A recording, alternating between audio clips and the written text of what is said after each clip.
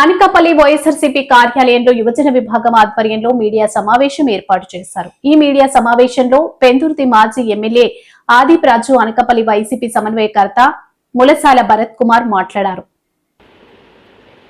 ఏపీలో పేదలకు మెరుగైన వైద్యం అందివ్వాలని సంకల్పంతో మాజీ ముఖ్యమంత్రి వైఎస్ జగన్మోహన్ రెడ్డి నిర్మించిన మెడికల్ కాలేజీలను నేడు కూటమి ప్రభుత్వం ప్రైవేటీకరణ చేయాలని చూస్తుందని తెలిపారు.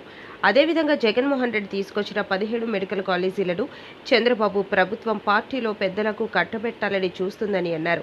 గత వైసీపీ ప్రభుత్వంలో పూర్తయిన 5 మెడికల్ కాలేజీల్లో ఇప్పటికే విద్యా వైద్యం అందించడం జరుగుతుందని స్పష్టం చేశారు. కూటమి నాయకులు పనిగట్టుకుని నిర్మాణంలో ఉన్న మెడికల్ కాలేజీల వద్దకు వెళ్లి విష ప్రచారం చేస్తున్నారని మండిపడ్డారు. వైసీపీ ప్రభుత్వంలో ప్రారంభమైన 5 మెడికల్ కాలేజీల వద్దకు వెళ్లే దమ్ము కూటమి నాయకులకు లేదని ఎద్దేవా చేశారు. చంద్రబాబు ప్రభుత్వం మెడికల్ కాలేజ్ను ప్రైవేటు పరం చేయాలని చూస్తూ ఊరుకోబోమని హెచ్చరించారు. ఈ నెల 19వ తేదీన నర్సీపట్నంలో మెడికల్ కాలేజ్ వద్ద శాంతియుత నిరసన కార్యక్రమానికి నాయకులు, కార్యకర్తలు, యువజన విభాగం, విద్యార్థి విభాగం పెద్ద ఎత్తున తరలివచ్చి కార్యక్రమాన్ని జయప్రదం చేయాలని పిలుపునిచ్చారు.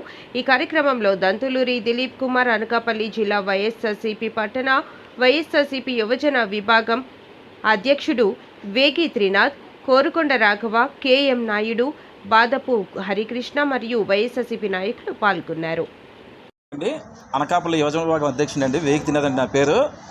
రాష్ట్రంలో ఎంత అన్యాయమైన పరిపాలన జరుగుతుందంటే కూటమి పరిపాలన.